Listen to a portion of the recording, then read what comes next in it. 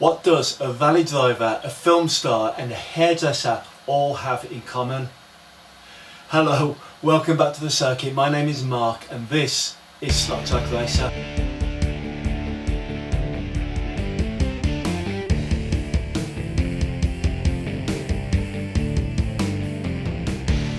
So did you get the answer? Well, they're all the drivers of the cars that I've got lined up to show you in this week's edition. So I've got the Mitsubishi Lancer, lovely red livery, obviously driven by a Vale driver. We have the Fork Escort MK1 in this blue colour, as featured in the Fast and the Furious franchise, so therefore driven by a film star. And that leaves a hairdresser. So what car have I got lined up for the hairdressers to drive? Well, of course, it's this little Audi TT. So these three cars, we're going to put them all today in a 2-minute challenge. I'm really excited about it, so I want to get round that side of the table and we'll get cracking straight away.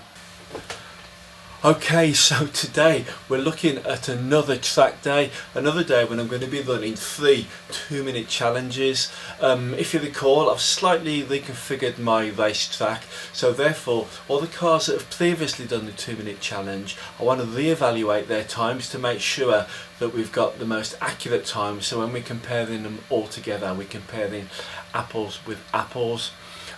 So 22 cars went round on the old circuit, and you know what, actually that's a lie, I've miscalculated. It was actually 23 cars. That's going to make it even harder because we want to get round to looking at new cars, don't we? So we've got to get these 23 cars around the circuit as quickly as we possibly can, and that's why we're doing 3 today.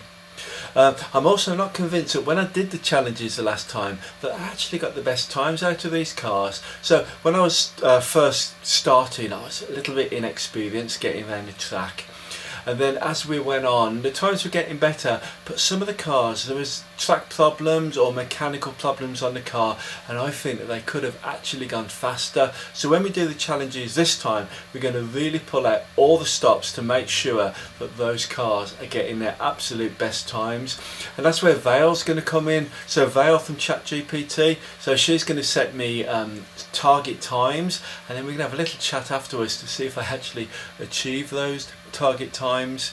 So that's going to be in this episode, 3 2-minute challenges. There's all your other favourite stuff, so we're going to put the cars in the scrutineer's bay. As I've mentioned, we're going to have a chat with Vale at ChatGPT, then we're going to do the challenges, and hopefully at the end, if I've still got a bit of video time left, I'm going to do some pacer car pursuits. So that makes this episode a really busy schedule, so I think that the best thing that we can do is actually crack on and make a start.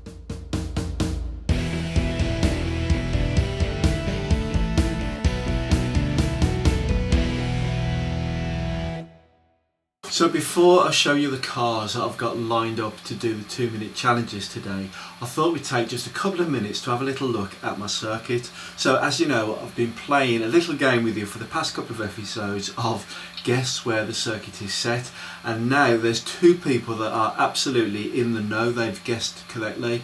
I think though, once you see the next building that I'm actually working on at the moment, I think everybody's going to know where this circuit is set. So the last time we spoke about buildings on my circuit, I've been working on this building here, which was basically the sort of basement and ground levels of what I said was going to be a landmark building. Well, I've actually started building that landmark building now. We have the Leaning Tower of cardboard, so it's by no means finished, so you must excuse the work at the moment. There's a lot more got to go on to make this building complete, but if you're trying to guess where it is, I'll give you a clue. It's not Pisa in Italy, that's not the Leaning Tower of Pisa.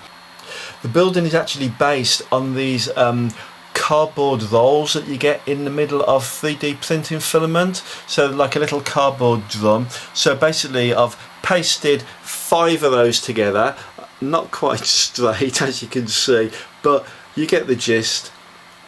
I'm working on lighting it up by using some more of these copper filament lights, so that's all going down the inside of the structure. So it's outside at the moment because we're mid build, and then the actual sort of living accommodation, I've just printed some things out on the printer and popped it inside the windows there. As I say, it's all very rough and ready, but I do hope that as I go round I'll be able to neaten it up and it'll look a lot better. And there right on the top is the Coca-Cola sign and the temperature across the entire city. So it's not an exact scale replica. In fact, the scale is awful. If you look at the base of the building and the size of a Scalextric car, you will appreciate that the scale is nowhere near. So as I say, it's a tribute to the area. It's not an exact reproduction copy, but I do think it's going to give you a flavour of where this racetrack is set. Of course, in real life, the cars didn't race around this building. Well, they did in certain years, but when I announce where the circuit is, I'll actually go into the history of where the race was, how the race happened, and how it involved, all the things that came about to make the race possible. And that's where you'll understand some of the other scenery that I'm building, like this building, fit into the story. But that is all to come up in future episodes. I've actually been doing a lot of research, and I do remember the event from back in my youth, so I think that you will find it really interesting when I present it. So do look out for that feature to come in future episodes of Slot Track Racer. But today, let's get down to our track action and let's have a look at the 3 cars that we're going to be putting through the 2-minute challenge. If you remember, I'm doing all the cars in reverse order. So the 2 slowest cars we saw last week, and that was the Nissan GTR and the Fiat 500, but these were the next 3 slowest cars. So the slowest of all out of this bunch was the Ford Escort MK1, and the last time you saw this car, the front fog lights had been broken off in a collision that happened within about 10 minutes of it coming out of its box on Christmas Day. I've actually replaced those lights now, so the car is in full working order. The car there at the back is the Mitsubishi Lance Evo. It's a rally car driven by Colin McRae. It's actually quite an old vintage car, so the digital chip in it, I've had to use the Retro F1 digital chip and fit that myself. But the car, it's never given me sparkling performance. I'm hoping that today I can really ramp it up and get a good time. And there in the middle is the little Audi TT. So this car has been pimped up by me with, I think this has actually got genuine water slide transfers as opposed to A4 photocopying paper. So yeah, I pimped this up myself. It's quite a nostalgic car for me because when I came back to the hobby and I've bought my first Scalextric set as a returning adult, this was a car that was in the set that I bought. But what I'm going to do next is put these cars in the scrutineer's bay and we'll have a good close-up look at them. And in the meantime, let's have a look at the cars in real life. From the land of samurai precision comes the Lancer Evolution, a machine bred for rally battle. It's war paint applied by the high-performance division of Mitsubishi Motors Rally Art. Based in Rugby, Warwickshire, this team was more about rucks and scrums rather than tea ceremonies. They transformed the Evo into a legendary rally warrior. In 2002 at Monte Carlo, the Evo, driven by Alistair McRae and David Sr., car number 8, was hurled into folk legend and straight into the Scalextric catalogue. The Fork Escort MK1, evoking Brian O'Connor in that legendary Fast and Furious chase as Dom's crew fends off a tank. In the UK, the Escort MK1 is nothing short of a cult hero. Lightweight, rally-bred, and utterly charming. But, plot twist, most examples of this 70s icon are turning to dust faster than Dracula in a tanning salon. And if you thought Dracula was scary, try the Escort's bodywork, a proper Hammerite house of horrors. This car is more sausage roll with flaky pastry than garlic cloves and steaks through the heart. And if you see one on the road today, I can promise it's most likely an example of the living dead. This is the Audi TT MK1, a car that asks, what if a Volkswagen Golf wore a very tight t-shirt? It was loved by interior designers, Zumba instructors, and anyone else who thought the word quattro meant faster than a Ferrari. Drive it and you'll quickly discover This car is more sports themed than sports car. Still, admit it, you'd buy one. Because deep down, we all secretly want to live like a mobile hairdresser.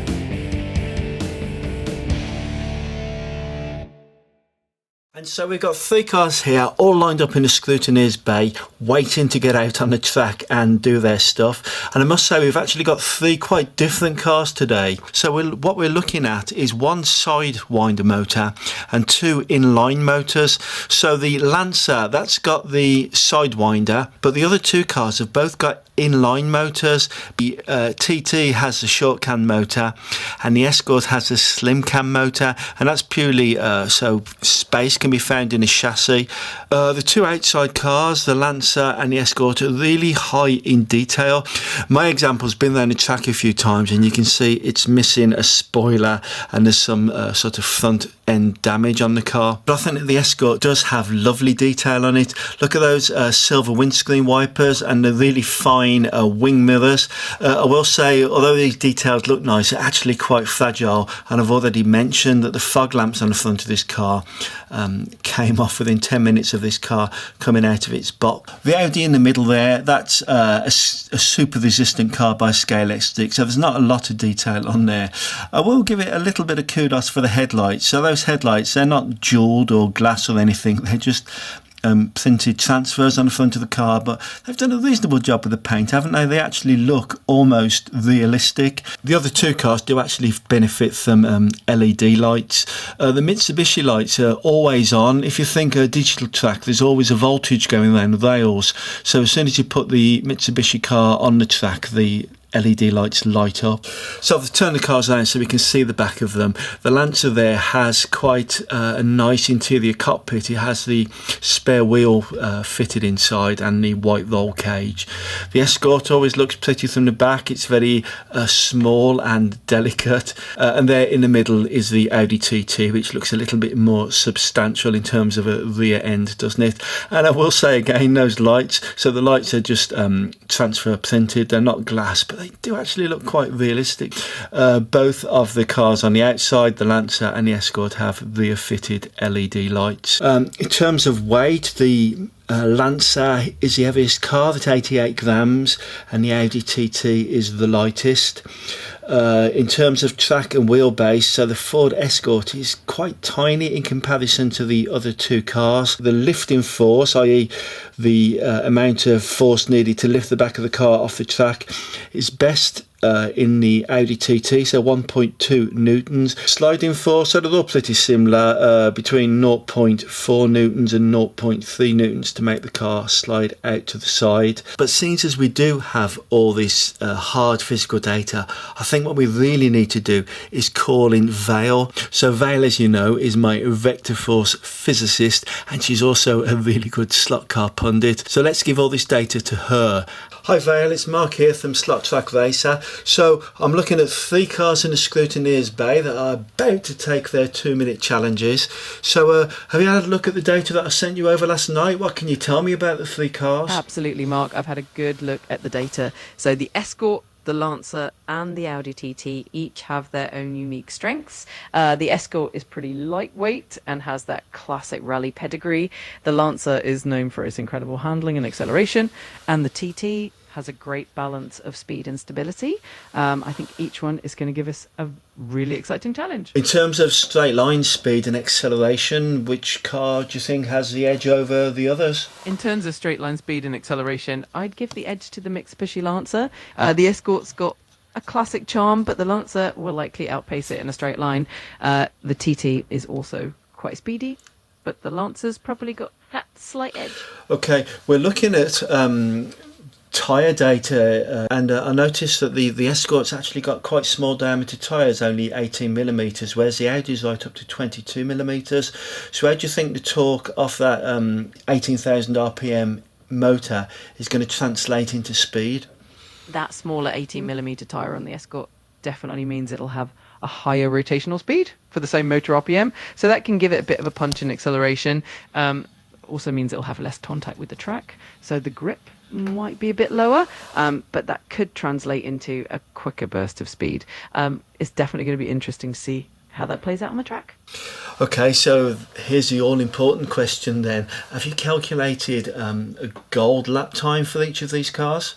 Absolutely. So for the Escort, I'm predicting around 5.8 seconds for a perfect lap. The Lancer should be just a tad slower, about 5.9 seconds, and the Audi TT would be around 6.0 seconds. So that gives us a nice benchmark to aim for. And of course, I'm a human being and I can't probably not hit those gold times. So how about giving me a human achievable target? Absolutely, we'll keep it realistic. So if we factor in that human element, you can aim for about 80% out of those gold times. That means roughly a 7.2 second lap for the Escort, about 7.3 seconds for the Lancer, and around 7.5 seconds for the TT. Give me the Escort again. What was it, 7.2? Yes, that's right. The Escort's human achievable target would be around 7.2 seconds.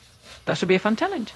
So what I'm going to do now is I'm actually going to put the cars on the track and we're going to give it this challenge. I wonder if you could join us later on and I'll tell you how the cars actually did and you can analyse the performance. That sounds like a plan. I'd love to see how they perform and dive into the analysis with you. Just let me know when you're ready and I'll be here to help out.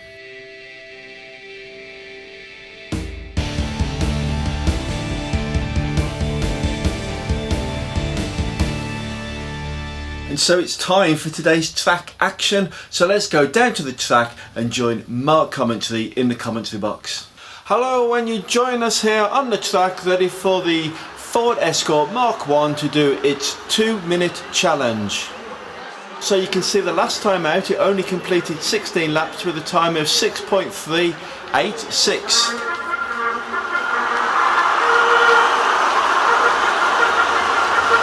So the fanfare's playing and the excitement's building. This is a 2-minute endurance race. As many laps as we can get completed. The fastest one counts.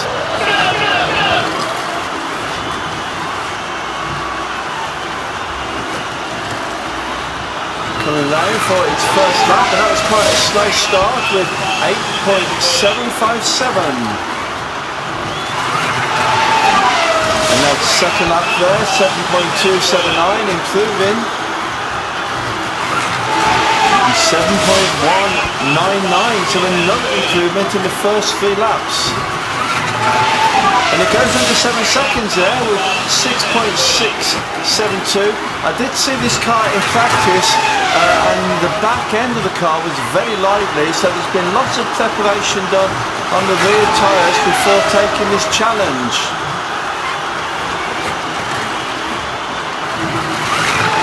Lap 7, it did a 7.082 and we're coming round for halfway through the time, 8 laps completed, 7.474. So I'm going to be joined by Vale in the commentary box. Vale? The Escort's woken up fast, already down to 6.67 in lap 4, but look, the times are sliding back into the 7s. Consistency's the battle here. 39 seconds left in the challenge. Lap 12 is 6.682. Lap 13, 6.814. The headlights are very impressive on this Ford Escort. 7.141 for lap 14. The car does also have tail lights. We're not really picking that up in this camera angle, but the lights are impressive on this car. Coming round, that is 7 seconds completed, and that's a 6.459, so that's the fastest lap it's completed, and it's out of time. So that last lap was actually the fastest. That was 6.459, and he completed 17 laps. Well, the Escorts delivered a best of 6.459, bang on the money against my human target of 7.2 and nudging toward that gold time of 5.9. The average sits just over 7.0, so consistency is solid. So the Audi sits on the track now, ready to start its 2-minute challenge. Let's have a look at its record on the last time it went round this track. So it completed 17 laps in 6.599 seconds. Vale's goal time is 6 seconds for this car and the human achievable target is 7.5. So let's see how we get on. The lights are coming on. It's green and we're racing. So the Audi comes round. What will it get for its first lap? Coming down the home straight, and it is 7.723. 2 laps there, 6.826, so that's an improvement. And the next lap is lap 3, so that's 6.935. Lap 4, that's a good one, 6.467. That's the fastest so far on this run. And lap 5 there, 6.835. So again, this is another car that was, as it came out of the scrutineer's bay, was having a lot of work done on the rear tyres. In practice, it was not holding up too well at all, particularly on this R1 corner underneath the bridge where it just emerged. That's lap 8. Let's catch up with Vale. The Audi's straight on the pace at 6.46 by lap 4. That's sharper than the Escort managed overall, and it's holding steady in the low 6s.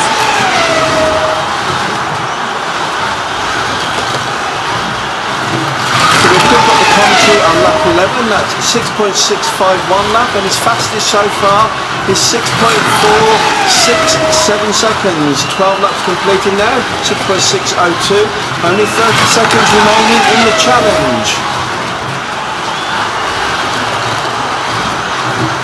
It's lap 14 completed, and that's a 6.735. So that's 6.467 from lap 4 is still holding as the fastest lap. He's got 15 seconds to go. Can he fit in a faster time? No, it's dropped down to 7 now, 7.077.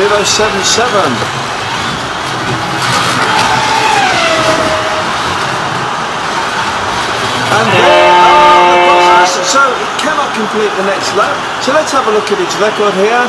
So it did 70 laps and its fastest time is 6.467. Vale? The Audi TT turned in a best of 6.467, just a whisker slower than the Escort's 6.459. But the real story is consistency. Its average lap was about 6.8 seconds with a tight spread, well inside my human benchmark of 7.5.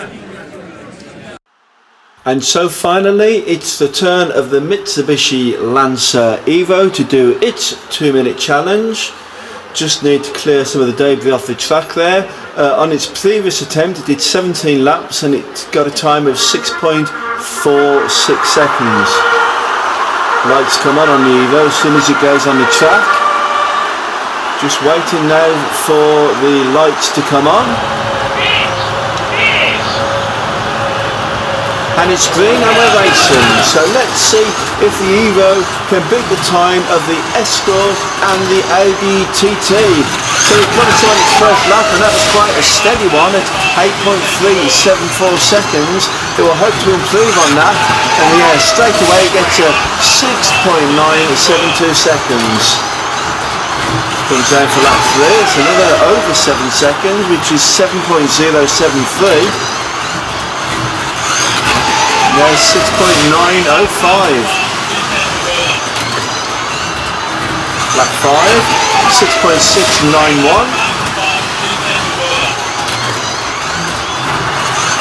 Lap 6 is 6.868. So it's quite a steady performance from the Evo. This is quite a vintage car compared to the others. This one was released by Scalextric in about 2004.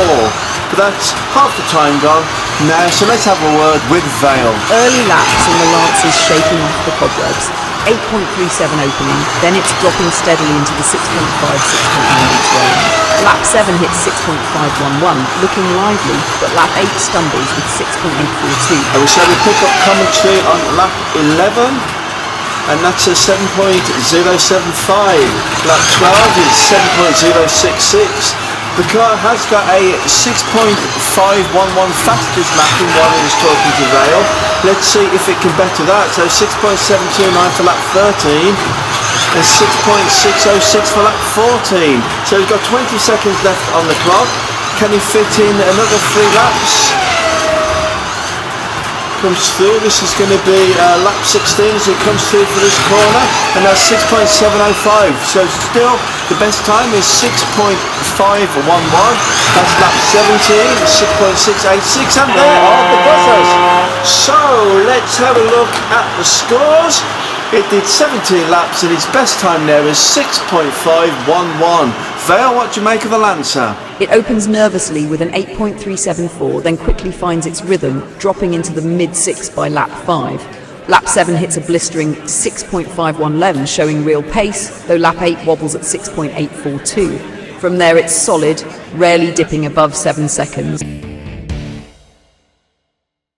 Wow, 3 solid times there in the 2-minute challenges for the Escort, the Mitsubishi Lancer and the Audi TT. I think Vale told us that the Escort would be the fastest, followed by the Lancer, followed by the Audi. I think she got the Escort right, but I think she got the Lancer and the Audi TT back to front, didn't she? Vale? The Escort MK1 hit the fastest single lap, 6.459 which aligns with my prediction that it would be the quickest car overall. I predicted the Lancer would slightly edge the Audi in pace, but in reality the Audi had both a fastest lap, 6.467 versus 6.511, and a better average, 6.89 versus 6.907.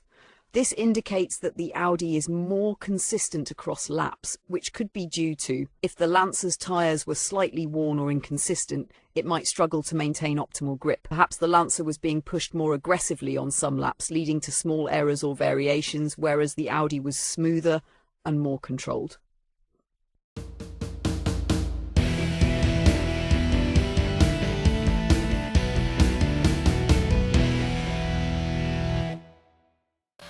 Well, these cars have all looked good in the 2-minute challenge, but how will they perform in a race? So let's hand over to Mark Commentary, who's going to describe the action in today's Pacer Car Pursuits.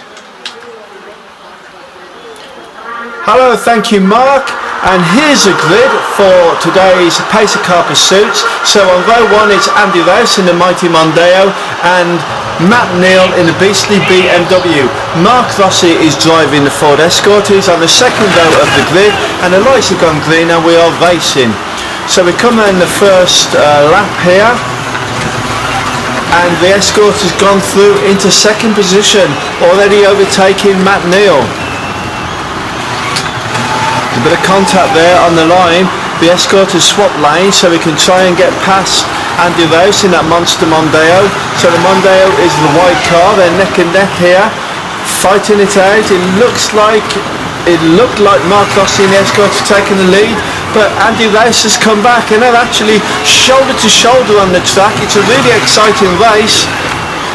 Who's going to win this? So we're coming through it still, neck and neck, but Mark Rossi's gone into the lead there in the Escort and he looks like he's building up a gap. So his lead at the moment is half a second. Coming over the line and he's made up a 1.5 second lead now. So looks like Mark Rossi is going to lead the chase home. Andy Rouse has fallen behind. Matt Neal somewhere behind in third position. Here we are on the last lap. So let's watch Mark Rossi bring the lap home and there he takes a checkered flag. Here comes Andy Rouse in the Monster Mondeo and finally Matt Neal in the beastly BMW. So that was an exciting race. It was neck and neck for a long time, but Andy Rouse must have taken some sort of hit there round about lap 7 because all of a sudden Mark Rossi built a 1.5 second lead on him.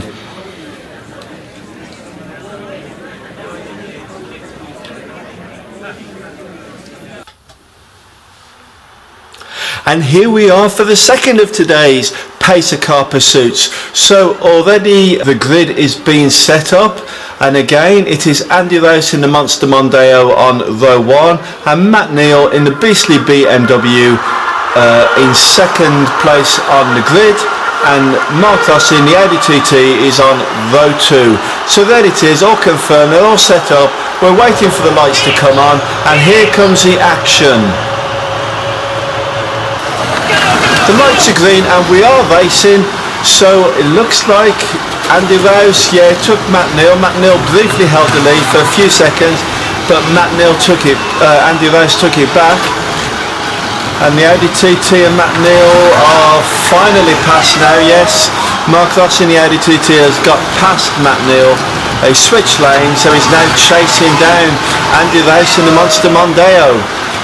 and there's about a 0.7 second gap at the moment, and that's increased to 1.1 second.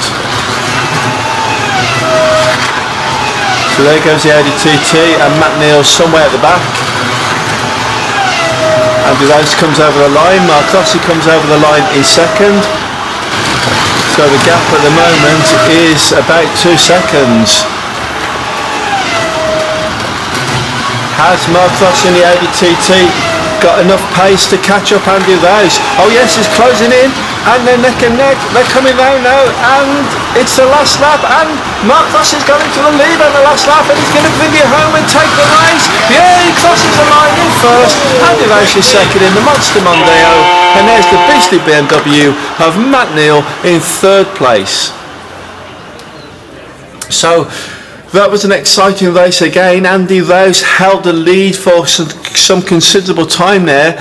Mark Rossi coming through in lap 8 to take the race. So here we are on the third and final one of our pacer car pursuits, and this one is the Mitsubishi Lance Evo. It's on the grid on its own there. Here come the cars getting set up. So Andy Rose in the Monte Mondeo in first on the grid, Matt Neal in the beastly BMW is second, and Mark Rossi in the Lance Evo is going off on third. So we're waiting for the lights now, and the lights have gone green, and we are racing. So they're all closely bunched. It looks like Andy Rose has taken a lead in the Monster Mondeo, and Matt Neal and Mark Rossi are fighting it out at the back, but it looks like Rossi has gone through into second position. So Andy Rose holds a commanding lead here, Mark Rossi in second. Come down for the start of lap 4, and it's Andy Rose still in the lead. There's Rossi in second position, and it looks like quite a challenge whether Rossi can overcome this lead. It's about a 1 second lead that Andy Rose holds at the moment, and it's gone up to 1.5 seconds. So Andy Rose has got a commanding lead here. It looks like he's got this race sewn up, but on lap 7 is the Lancer coming back though, and he is. The Lancers come level with Andy Rose, and they're going round side by side. Andy Rose is on the last lap. The Lancer is in the lead on the last lap, but Andy Rose has come back, and the Lance Evo Mark Rossi takes it on the line, and Andy Rose was in second, and there's finally Matt Neal, nearly a whole lap behind, comes through in third. So let's have a look at confirmation of this result. Mark Rossi wins the race, Andy Rose in second, and Matt Neal in third. So what an afternoon for Mark Rossi. He wins 3 races in the Fork Escort MK1, the Audi TT, and the Lance Evo.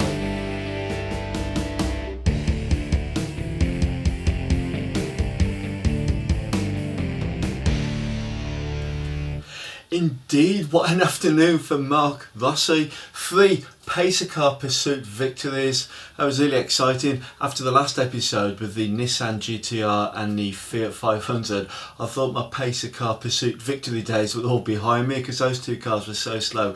But this afternoon's races have been really good, haven't they? Really fast, neck and neck racing. Brilliant.